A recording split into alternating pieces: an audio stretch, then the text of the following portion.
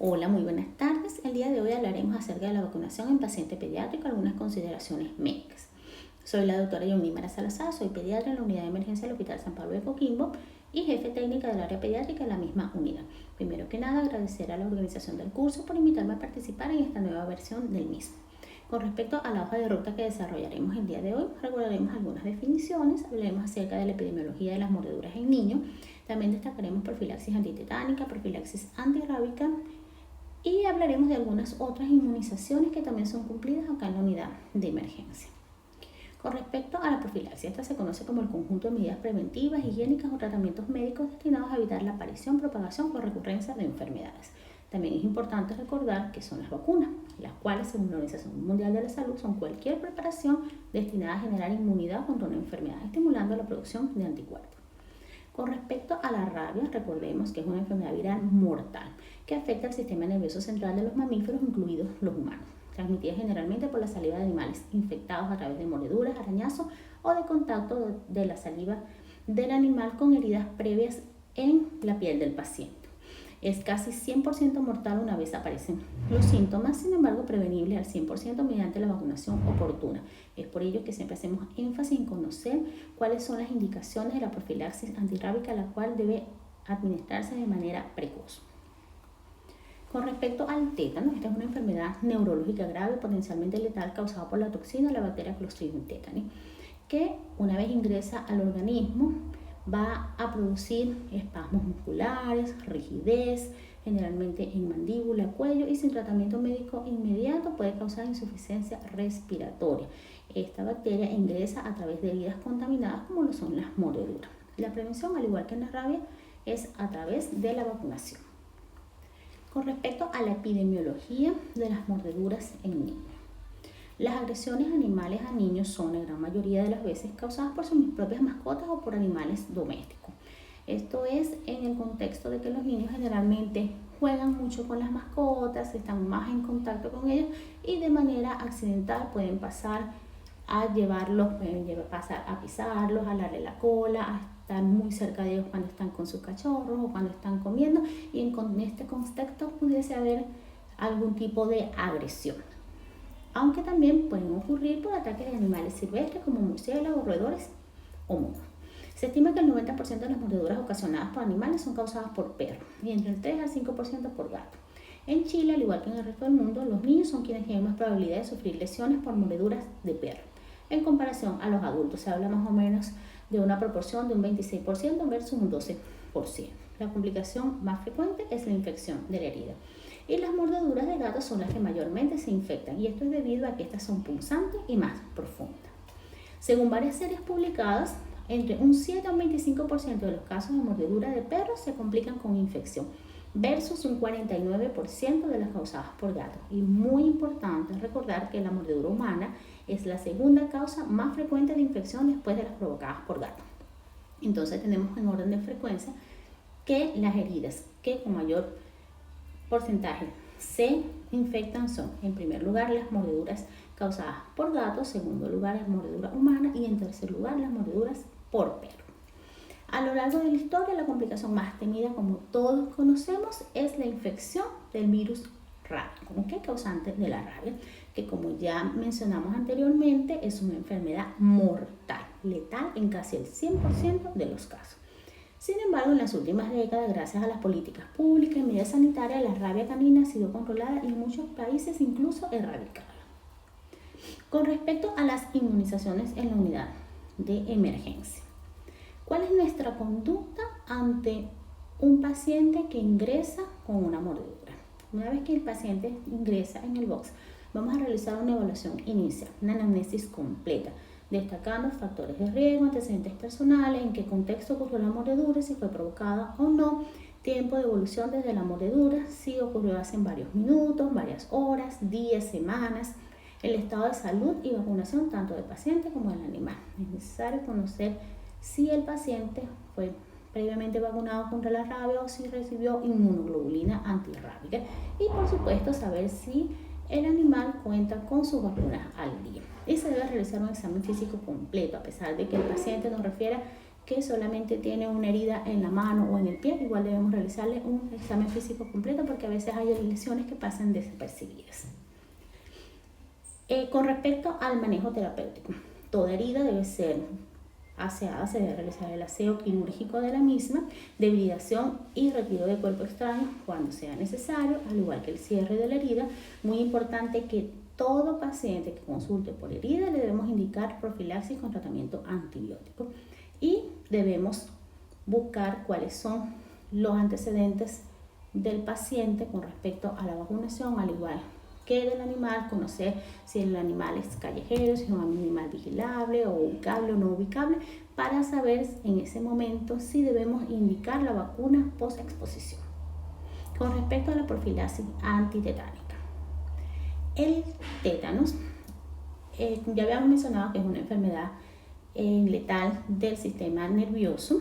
En el programa actual de inmunizaciones en Chile se considera la inmunización en 2 dosis, en primero y en octavo básico. Previo a esto, a los 2, 4, 6 y 18 meses, el bebé también va a recibir una dosis de toxoide tetánico. Sin embargo, las últimas que se aplican mediante el esquema ampliado de inmunización son estas, de primero y octavo básico. Frente a una herida por mordedura se debe verificar el estado actual de vacunación del paciente, se debe ver el carnet de vacunación y si existe duda si el paciente está adecuadamente inmunizado contra el tétano, se debe proporcionar la vacunación completa. Aquí les traigo el calendario del Programa Nacional de Inmunizaciones del año 2026 para que puedan revisarla con calma posteriormente. Con respecto al esquema de profilaxis específica antitetánica, aquí les traigo un cuadrito que ya ha sido compartido en algunas de las clases anteriores. Recordemos que siempre vamos a buscar cuál es el estado de vacunación del paciente y el tipo de herida, si es limpia o es tetanígena, y en ese momento vamos a considerar si amerita o no cumplir la profilaxis antitetánica. El esquema antitetánico va a otorgar protección durante 10 años. Sobre esa edad se indica una dosis de refuerzo y en casos desconocidos o inciertos se debe vacunar con el esquema de las 3 dosis de 0, 1 y 6 meses. La inmunoglobulina antitetánica provee inmunidad inmediata y hasta por 4 semanas. La dosis pediátrica de la inmunoglobulina es de 250 unidades internacionales intramuscular, pero es importante que se han transcurrido más de 24 horas de la lesión, está muy contaminada o en casos de quemadura se administran 500 unidades. Estas 500 unidades se van a administrar en jeringas y en sitios diferentes, es decir, en cada jeringa 250 unidades y se administran en sitios anatómicos diferentes y la vía de administración es intramuscular. Con respecto a la profilaxis antirrábica, la vacunación antirrábica se debe administrar lo antes posible. Se consigue seroconversión a los 7 días de iniciada la vacunación. No tiene contraindicaciones post-exposición. Hay que tener especial precaución con antecedentes de alergia de la neomicina o la streptomicina. Puede administrarse junto a otras vacunas siempre en sitios diferentes y nunca mezclarlas en la misma jeringa. Puede fracasar la vacunación en pacientes con tratamientos esteroidales, pero no estamos hablando de tratamientos agudos de cortos días, sino aquellos pacientes que reciben tratamientos esteroidales crónicos en inmunosupresora o en inmunodeficiencias congénitas o adquiridas.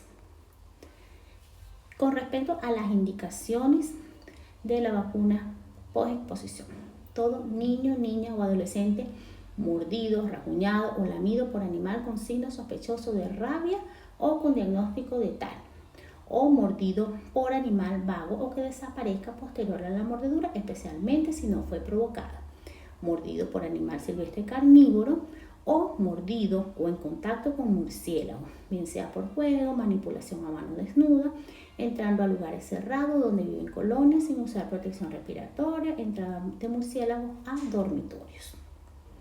Con respecto a la dosis de la vacuna antirrábica, este punto es muy importante y necesito hacer mucho énfasis. La dosis de la vacuna antirrábica es igual para todos, 1 ml, es decir, un frasco completo.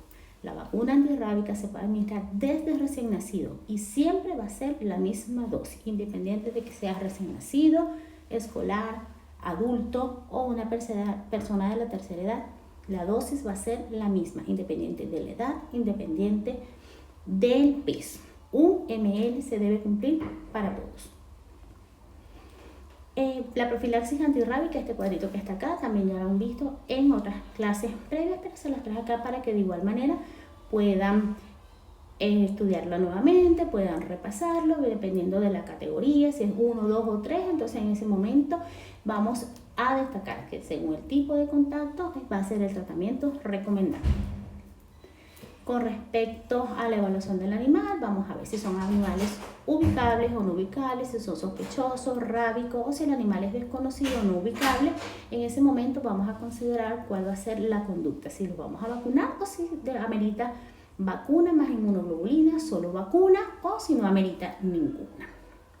Acá les traigo también otro cuadrito que ha sido ya compartido anteriormente que nos habla entonces de animales silvestres. Okay. Con respecto al esquema de la vacunación antirrábica en niños es exactamente el mismo que en los adultos. Tenemos entonces el esquema de vacunación de las dosis del día 0, 3, 7, 14 y 28. Es importante que se puedan administrar las dos primeras dosis en un día, es decir, el día 0, en deltoides distintos como esquema rápido si la vacunación es tardía o si existe exposición masiva a animal diagnosticado como rabioso. Existen otros esquemas de vacunación que son exactamente los mismos que se cumplen en los adultos, que también los vamos a hacer cumplir en los niños cuando se amerite, como lo son el esquema de vacunación antirrábico 211 o abreviado, el esquema de vacunación antirrábico en pacientes que abandonan tratamiento y el esquema de vacunación antirrábico en pacientes previamente vacunados. Con respecto a pacientes con profilaxis antirrábica previa, en un lapso máximo de 3 meses debemos garantizar manejo apropiado de las heridas. La revacunación puede ser retrasada si el perro o el gato mordedor está saludable, vacunado y es observable por un periodo de 10 días. ¿Okay? En cuanto a las indicaciones de la inmunoglobulina antirrábica, todo paciente con mordedura en área cubierta o descubierta, lamido en piel lesionada, contaminación de membrana mucosa con saliva de un animal con alguna de las siguientes características: rabia confirmada por el ISP o que el animal presente signos o síntomas compatibles con rabia durante los 10 días de observación. Okay. Pacientes con mordedura por animal desconocido, no ubicable o vago, con sangrado activo en zonas como la cabeza, cuello, cara, manos y genitales debido a la rica inervación en estas áreas. Pacientes con mordedura, arañazo, contacto con piel lesionada, contaminación de membrana mucosa con saliva de murciélago o el hallazgo de murciélagos en habitación que no permita descartar contacto durante la noche. Okay. En cuanto a la inmunoglobulina antirrábica, su rol es la inmunización pasiva, es entregar anticuerpos neutralizantes en el sitio de exposición antes de que los pacientes puedan producir sus propios anticuerpos en respuesta a la vacunación, lo cual ocurre hasta una semana después. La inmunoglobulina antirrábica es administrada solo una vez, preferiblemente lo antes posible después de iniciada la vacunación, post-exposición o simultáneamente. La dosis recomendada es de 20 unidades por kilo, equivalentes a 0.133 ml de kilo de peso.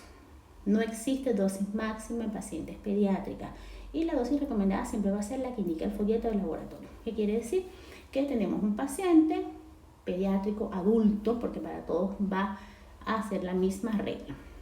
Tenemos el peso del paciente, calculamos la dosis de inmunoglobulina, que podemos calcular a 20 unidades por kilo o a 0.133 ml por kilo. Y las dosis que nos dé el cálculo, esa es la que se debe administrar. Nunca debemos tratar de redondear o disminuir la dosis, no. La dosis no hay una dosis máxima, sino que se cumple lo que nos den los cálculos. De la cantidad total de la inmunoglobulina antirrábica es importante que la mayor cantidad posible debe ser infiltrada dentro y alrededor de la herida y el resto se va a administrar por vía intramuscular. Aquí quiero destacar algo.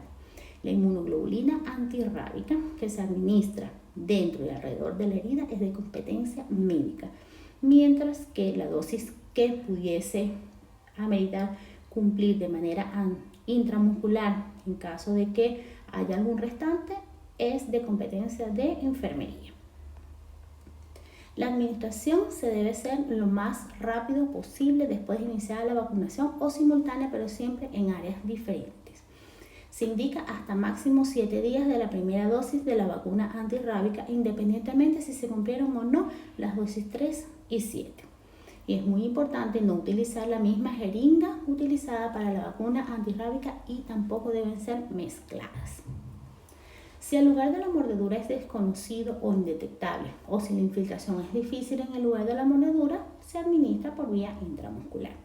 Si es necesario un volumen mayor a 2 ml para niños o 5 ml para adultos, esto estamos hablando cuando la dosis correspondiente, el sobrante, el restante o que no se pudo administrar es mayor a estas medidas y se va a administrar de manera intramuscular, debe ser administrada en dosis divididas en lugares diferentes. Si la administración intramuscular está contraindicada, se debe usar entonces la vía subcutánea, pero nunca dejar de administrarla. Sin embargo, hay que tomar en cuenta que no hay evidencia clínica que justifique la administración subcutánea.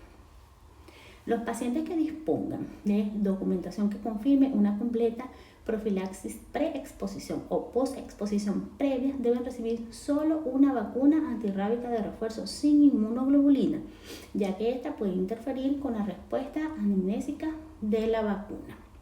Con respecto a las contraindicaciones y precauciones en la administración de la profilaxis antirrábica post-exposición, no existen contraindicaciones. El riesgo de reacciones adversas es mínimo y no es comparable al riesgo de morir por contraer la rabia. Siempre mantener al paciente en observación por lo menos durante 15 a 20 minutos posterior a la vacunación. Y es muy importante que cuando hay reacción severa a la vacuna o a alguno de sus componentes es una contraindicación para el uso de esta vacuna. Sin embargo, debemos continuar la vacunación con alguna vacuna alternativa. Acá les traigo el esquema de profilaxis post-exposición de rabia en humanos para que puedan tenerla a mano. Si quieren la pueden imprimir. Es importante tenerla siempre en la unidad de emergencia por si acaso tenemos alguna duda. Okay. Les traigo a continuación un caso clínico. Okay. Es cortito, pero es importante para que entonces veamos algunos puntos. Okay. Paciente preescolar femenino de 3 años de edad, previamente sana, con esquema de vacunación al día según el Programa Nacional de Inmunizaciones. Consulta en el servicio de urgencia tras sufrir mordedura por perro desconocido, ocurrido en la vía pública sin mediar provocación. Al examen físico se observa una herida cortante, sangrante en la mano derecha de aproximadamente 2 centímetros, con compromiso de piel y tejido subcutáneo. No hay compromiso neurovascular evidente. Entonces, nos planteamos las siguientes interrogantes. ¿Está indicada la profilaxis post-exposición antirrábica en este paciente? ¿Corresponde administrar la vacuna antirrábica? En caso de que la respuesta sea afirmativa, ¿cuál sería el esquema? ¿Estaría indicada la inmunoglobulina antirrábica en este caso? Y si corresponde, ¿cuál sería la dosis y la forma de administración? Entonces, la profilaxis sí está indicada. Se trata de una herida grave y causada por un animal desconocido. ¿Corresponde administrar la vacuna antirrábica? Sí. ¿Y cuál es el esquema? Vamos a utilizar el esquema que ya conocemos de 1, 3, 7, 14 y 28 días. La dosis, que ya lo resaltamos anteriormente y ahora vamos a hacer énfasis nuevamente, es de 1 ml intramuscular y se administra en la región deltoidea. En los niños más pequeños se coloca en la cara anterolateral del muslo. Nunca la vamos a aplicar en los glúteos. ¿Está indicada la inmunoglobulina antirrábica en este caso? Sí. ¿Y cuál es la dosis de la administración? Vamos a administrar una dosis de 20 unidades internacionales por kilo, que ya sabemos que corresponde a 0,133 ml por kilo. Infiltrar la mayor cantidad posible directamente en la herida, en todos los trayectos, incluso múltiples puntos si es necesario. Y si sobra volumen, se administra intramuscular en un sitio distinto al de la vacuna. Y nunca se debe mezclar con la vacuna en el mismo sitio o en la misma jeringa. Con respecto a las otras vacunas que les comenté que también administramos en la unidad de emergencia, en aquellos pacientes que son víctimas de violencia sexual, que ameritan profilaxis, aquellas en las cuales se activa el GES86, se deben administrar vacunas. ¿Okay? ¿Cuáles son estas vacunas? Son la vacuna antihepatitis B y la vacuna del virus del papiloma humano. Importante, la inmunización para el virus de la hepatitis B en víctimas de violencia sexual. Se recomienda la administración de la vacuna antes de las 72 horas y hasta 7 días después de la agresión. No se deben esperar resultados de serología de hepatitis y se debe vacunar de manera inmediata. Si no se cuenta con registro de inmunización, se coloca la primera dosis y se dejan citados para las siguientes dosis. La persona debe completar 3 dosis a los 0, 1 y 6 meses. Si no cuenta con registro de inmunización, se continúa con el esquema de inmunización según la norma, 0, 1 y 6 meses. Con respecto a la inmunización para el virus del papiloma humano en víctimas de violencia sexual, se debe tener en cuenta la edad del paciente, ya que los niños y niñas menores de 9 años no deben ser inmunizados. Los pacientes entre 9, 26 años, 11 meses y 29 días, siempre y cuando no cuenten con la administración de la vacuna. Deben tener esquema de 2 dosis de vacuna a los 0 y 12 meses, personas entre 9, 13 años, 11 meses y 29 días, y deben tener esquema de 3 dosis de la vacuna a los 0, 2 y 6 meses, personas entre 14 y 26 años. Acá les tengo entonces el esquema de vacunación según edad. Ahí está la dosis que corresponde y también el sitio de administración de la vacuna de la hepatitis B y de la vacuna del virus de papiloma humano. Les tengo acá algunas conclusiones, son pocas, pero que es importante destacar y que es importante reforzar. ¿Okay? No existen contraindicaciones para la profilaxis post-exposición. El riesgo de reacciones adversas a la vacuna o inmunoglobulina antirrábica es mínimo, no es comparable con el riesgo de muerte al contraer la rabia. La dosis de la vacuna antirrábica es la misma para todos los pacientes, independiente de la edad o el peso, y la dosis es 1 ml, es decir, un frasco completo. La administración de la inmunoglobulina es un acto médico. La dosis de inmunoglobulina antirrábica es de 20 unidades internacionales por kilo sin dosis máxima. ¿Okay? Todas las atenciones por mordedura de animal deben ser notificadas en la plataforma ISAREMA en línea. No importa que el paciente no merite profilaxis. Es muy importante que lo recordemos. Si el paciente consulta por una mordedura limpia, no ameritó ningún tipo de profilaxis, el perro, el gato son ubicables, de igual manera se debe realizar la notificación. Aquí les dejo entonces la bibliografía si quieren revisar algo adicional. Y bueno, nada más que nada, desearles muy buenas tardes y gracias por su atención.